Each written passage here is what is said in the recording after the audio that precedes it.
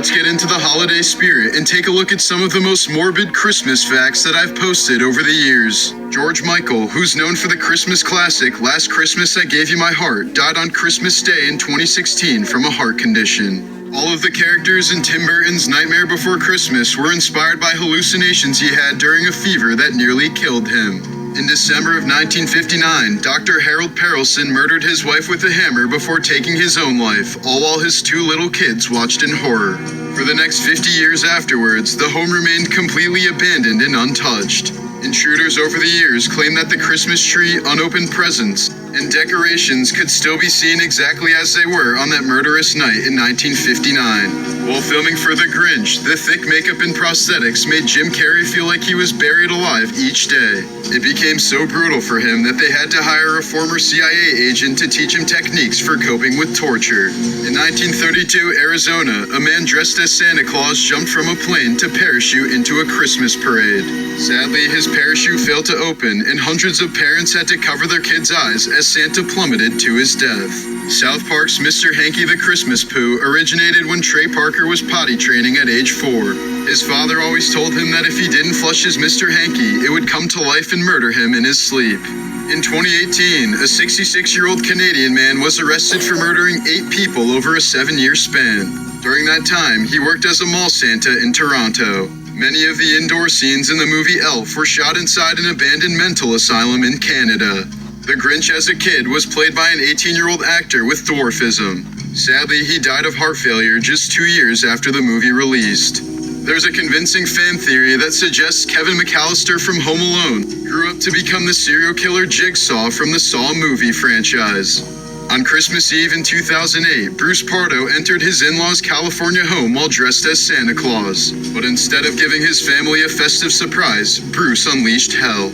He crashed the party of 25 people and took 9 lives, either by shooting them or dousing them in flames with his homemade flamethrower. With his Santa suit melted to his skin from the fire, he drove to his brother's house and turned the gun on himself.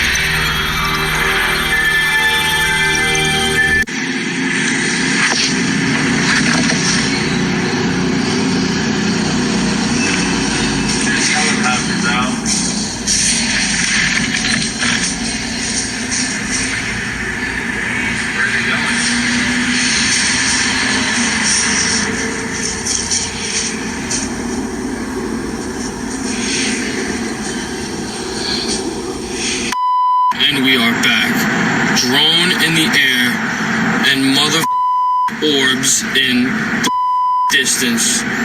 What the red orbs? 1, 2, 3, 4, 5, 6, 7, 8, 9. Looks like they're coming from whatever the that is.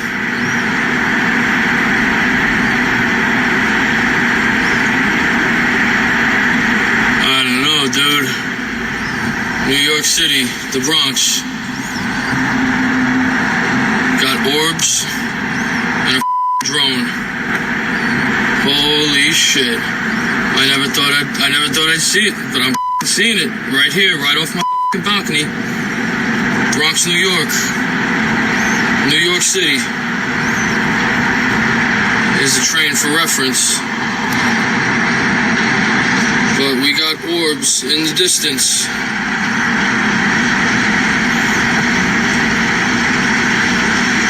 If you don't believe we live in a patriarchal society, let me give you Exhibit A. In 1970, a whale carcass washed up on the shores of Florence, Oregon. Being a whale, people are like, man, this is way too big for us to move. What do we do about the situation? Officials were like, we got to figure out something quick because the decomposition of the whale is going to start attracting unwanted visitors. We need to find a solution. So some people are like, well, what if we dig a hole? Other people are like, digging a hole, that's going to take a lot of time. It's a big whale.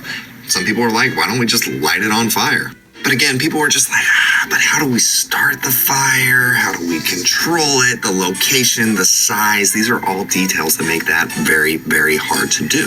The Oregon Highway Division was like, yo, we got a plan. The whale's too big, right? What if it was in smaller pieces? And everyone was like, oh, okay, I see what you're going with this. Tell me more. If we have smaller pieces, seagulls and other scavengers will just eat them up and the carcass is gone. So everyone's like, all right, how do we do this though? Everybody just bring their kitchen knife? No. November 12th, they placed half a ton of dynamite inside of the well. There was a massive crowd that came to watch. Massive chunks of whale blubber were flying hundreds of feet in the air, raining down debris as far as a quarter mile away, damaging cars, property, slapping people in the face. People described the stench as being terrible. And I can guarantee you there wasn't a single woman involved in that decision-making process, or if there was, no one listened to her. We all know who would look at this and be like, this is the solution. We all know most dogs are incredible protectors, but this video shows a situation which is beyond their normal responsibilities. The owner's dog starts going crazy, so he just grabs and checks the security cameras to see what's going on. And yeah, he was pretty surprised when he looked. A shadowy, almost translucent figure is darting around the room. It's there one moment, gone the next. The man is understandably baffled, but he admitted that he was a little scared too. Now, anyone that owns a dog has seen them react to unseen things before, but I do feel like this is on another level.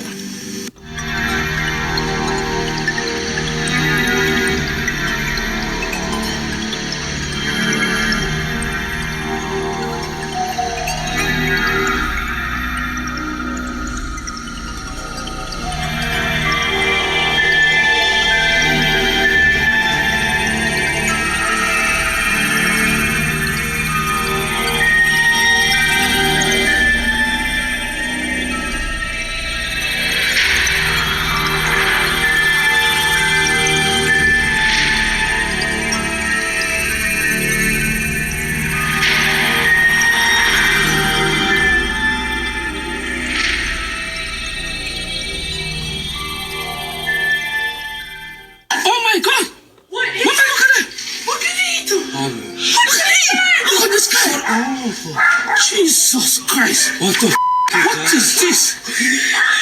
What the Jesus! Oh my God! Drone? What is it? No, it's not drone. It's those things. Oh my goodness! Look at it. Mommy, there are many of them. See, there are many of them. Oh my Jesus Christ! What is that? Hey, there's another one coming from the ground.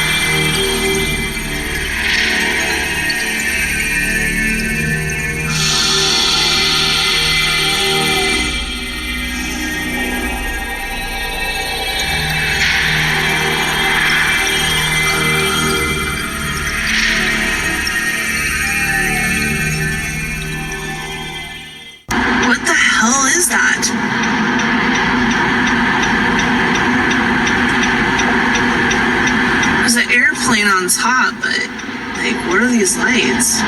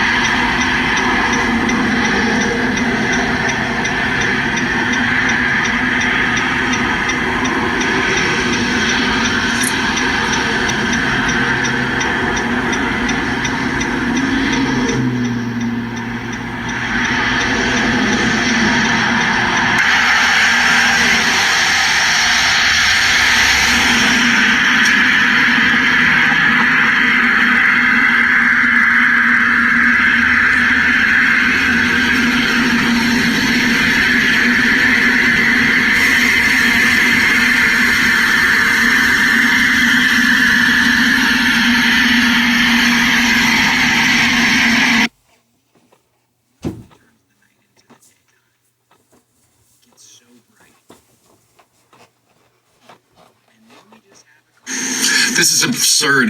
I've edited a feature film, worked on several feature films, motion graphics, and I used to do television commercials and production. I would take me a month to get a 30-second script approved. It is impossible to do a feature film this fast. It's impossible. I'm telling you, this would have had to have started a year ago. This proves, in my opinion, that this entire thing is a propagandistic and complete manipulation. It's a construct. I don't believe any of this stuff. I think it's theater, and I think the point of the theater is so that the oligarchs who know we're ready to guillotine them are getting a list, right, of every single person and how they respond and the intensity that they're responding on social media. It's literally a data mined public evaluation of your capabilities of being a sympathetic or actual supporter or somebody who goes out and actually executes something like this. They're finding out where you're at. That's what I think this is. At the rise of fascism, the largest fascist movement on earth at this time, and you're telling me they're putting out the most handsome, romanticized version, the best execution. It was like, you know, James Bond. I mean, this was so unbelievably structured theater. And the fact that when I saw this, I thought it was satire. I shit you not. I thought this was total satire. I just saw it on Netflix and I'm utterly shocked. You can't make films this fast, folks. It doesn't happen. I'm telling you, it's insanity. 6, 7. Let's go backwards. Okay. Ciao, baby, ciao. 6, 5, 4, 3, 2, 1. 6, 5, 4, 3, 2, 1.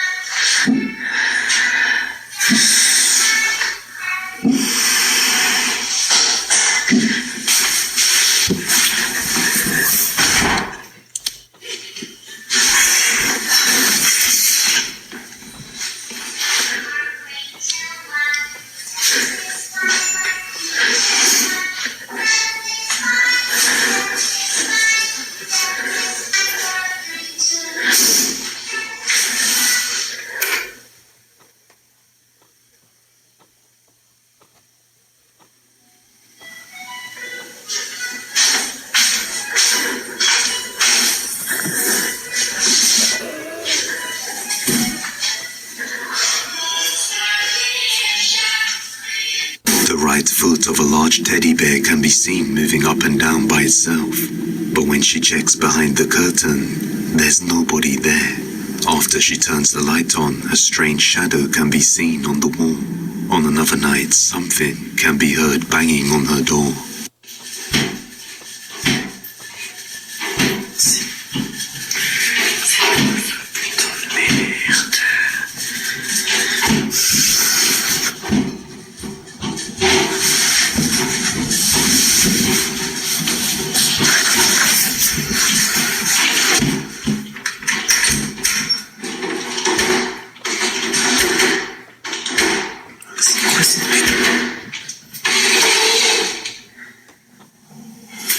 C'est quoi cette putain de blague?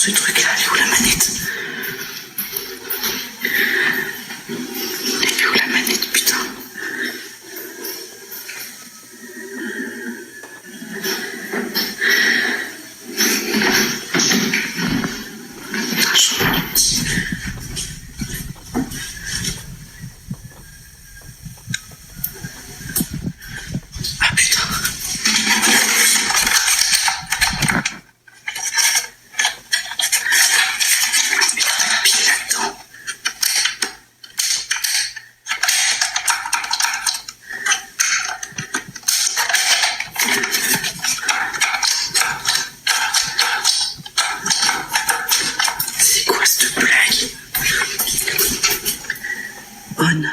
Ah bah oui, putain, je suis con.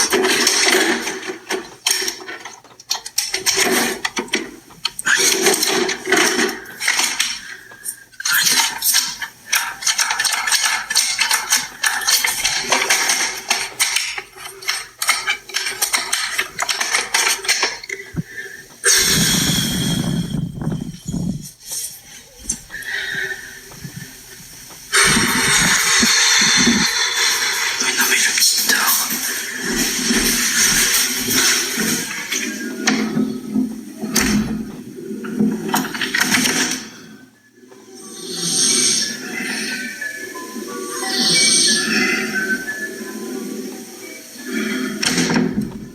She checks the remote control is turned on, but it doesn't seem to work, and her son is sleeping in his bed. On the following night, her son is fast asleep when Alex hears one of the toys go off in his room, so she goes to check it out.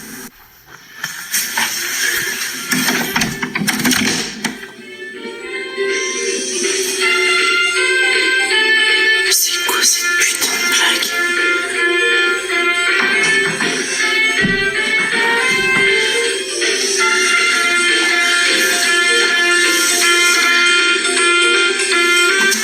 À bientôt pour un nouveau concert.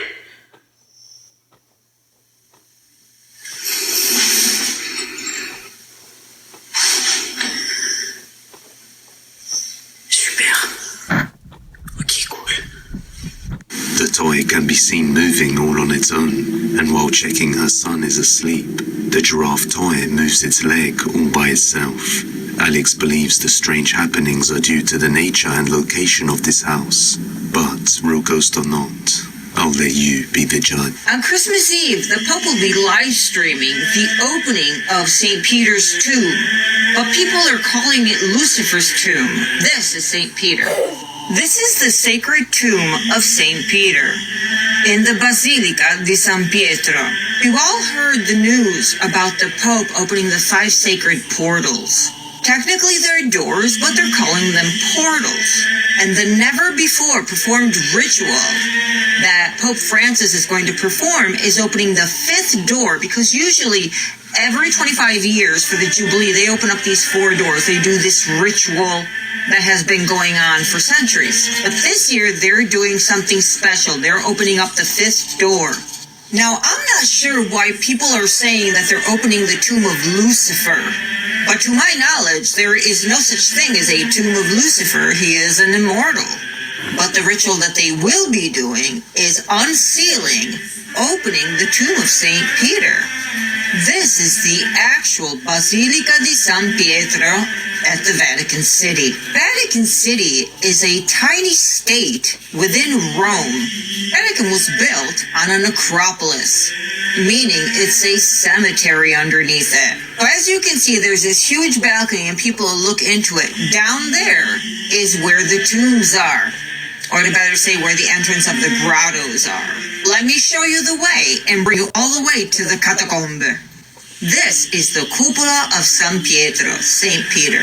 In fact, if you look at the mosaic inside of the little window, that is supposed to be him. This is a beautiful mosaico inside of the cupola with St. Peter's image. So once we bypass this, we're on our way to the corridors of the grotto, of the catacombe. This is underneath the altar at the Basilica of San Pietro. Look at all the ancient Roman artifacts here. This is untouched. This is amazing. And the public cannot go here, but you can walk by it on your way to the grotto. Just looking at this image, you can feel the history. The luxury and magnificence of this place. There are no words. You have no idea. I'm talking about 15th century royalty. The entire basilica is amazing. And here we have the actual stone tomb that will be opened live streaming it on Christmas Eve. Celebration will begin at 7 p.m. Roman time. I believe Italy is 6 hours ahead. The event will be broadcasted on live stream on digital platforms of the Vatican News. New webcams are being installed at the Basilica of San Pietro. The Vatican's YouTube channel, they will be live streaming this so that the faithful from home can pray as if they were there. The webcam will be placed beneath what is now the literal altar of the Basilica of San Pietro. And this will provide a view of inside the tomb, which is kind of eerie, if you ask me. And for those of you that don't know, St. Peter was one of the 12 apostles of Jesus and the first pope. He was also crucified as Jesus. Listen to this. Per his request, he wanted to be nailed to the cross upside down. There's this thing that they're saying, oh, it's probably because he didn't think he was worthy to pass away the same way Jesus did. Others believe that this is where the myth of St. Peter being Lucifer comes from. Again, just a myth. I'm not saying it's true absolutely. But a lot of people are calling this the opening of the tomb of Lucifer, which is impossible because Lucifer never passed away. He's an immortal. This is what's behind the myth of that and why people are saying it. Be sure to follow because I will be live streaming the live stream from Rome that day.